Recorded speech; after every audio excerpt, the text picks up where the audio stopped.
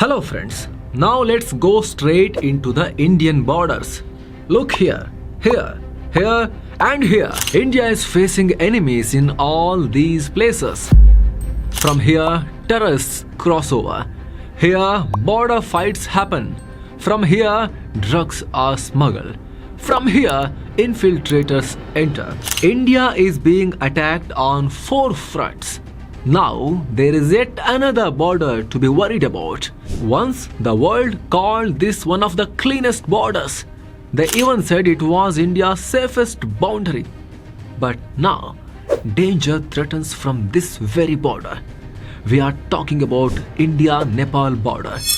Recently, Pakistani terrorists have reportedly crossed into Nepal. Intelligence reports warns that 30 to 40 of them from Pakistan and Bangladesh are ready to enter India via the UP border. And concerns are increasing that they may attack India from there. They could target religious hubs like Ayodhya, Mathura and other sensitive places. The agencies have issued alerts. Places such as Balrampur, Maharajganj, Shravasti, Lakhimpur Kheri and Pilibhit are on high alert. The Indian Army is closely monitoring this area. The focus is on UP, Bihar, West Bengal and their areas which borders Nepal. So what is really happening on the Nepal border? What does the intelligence report say about infiltration? Is Pakistan planning to use a Hindu majority country as a launch pad, as a terror launch pad to attack India? Why is this development so dangerous for India? Let's have a quick look in today's video. Operation Nepal. Friends, Pakistan has changed the game plan after beginning of Operation Sindhu. You may already know that India and Pakistan are already locked in a proxy war. There is nothing new about Pakistan sending terrorists into India. It has been a ritual for them since decades. The terrorists used to enter India through POK, Pakistan occupied Kashmir, or the international border. But after the Pahalgam attack, India drew a red line. It adopted a blood for blood policy. Now any attack from Pakistan would result in missile strikes inside Pakistan by India. That's why Pakistan has shifted its focus. Their attention is now turned towards Nepal. Pakistani terror outfits JEM and LET are looking at Nepal. Nepali officials say these groups are stepping up activities there. Sunil Bahadur Thapa, former industrial minister and advisor to the Nepali president, said JEM and LET are trying to use Nepal as their launch pad against India. Kathmandu recently had a seminar on regional peace and security in South Asia. There, Sunil Thapa warned that Pakistan is creating trouble for SAARC unity. Friends, this warning came from a high-ranking Nepali official. He would not speak like this without any proper solid reasoning. So, this issue cannot be taken lightly. The India-Nepal border is 1,751 kilometers long.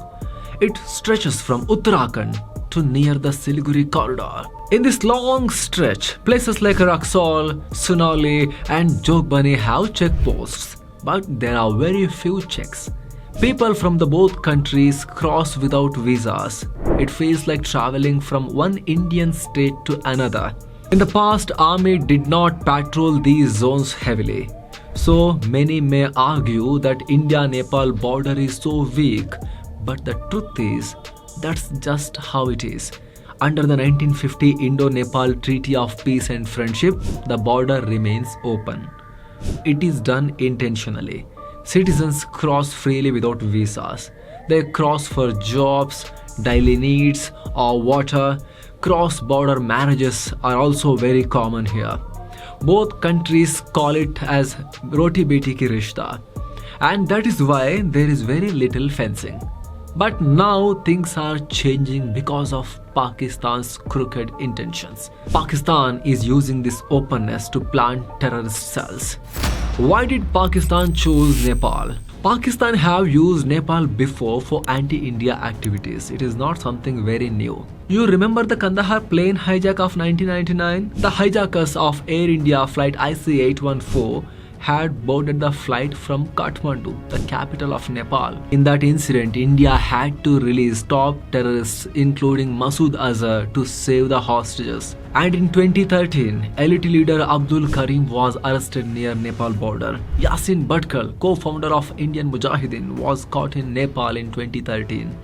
He was later handed over to India. Even this year earlier, Special Cell arrested Anzarul Mia in Delhi. He was caught during a courier delivery. They found laptops, printers and confidential army documents. After investigation, they discovered he had been working for Pakistani intelligence agency ISI since 2008. That's not all. In April 2024, two Pakistani nationals were caught at the UP-Nepal border.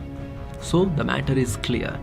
Nepal is being used by Pakistan as a major launchpad for anti-India activities.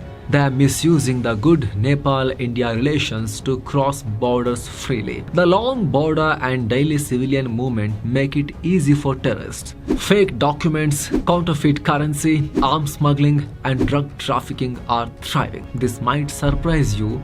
Even northeastern states receive money and weapons via Nepal. So imagine the scale of smuggling and anti-India activities. No matter how alert India is along the Nepal border, its long and open nature make complete control nearly impossible. Pakistan is taking advantage of this.